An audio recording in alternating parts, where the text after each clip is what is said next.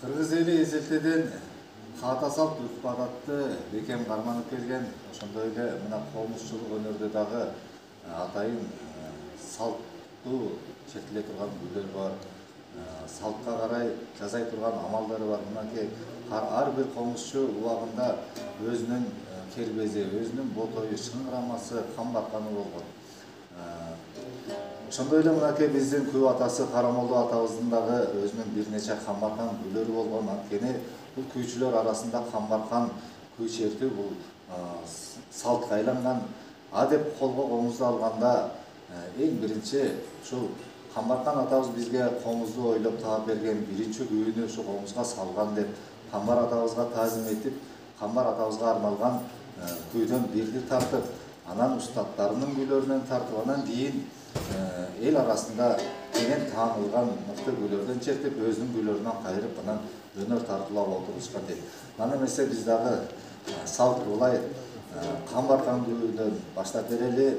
Ошондон улам күү башы камбаркан деп дагы аталып калган дейт. Күнүн башы камбаркандан болсун, Карамолду атабыздын камбаркан күүлөрүн биринен бирди кайтып калалы.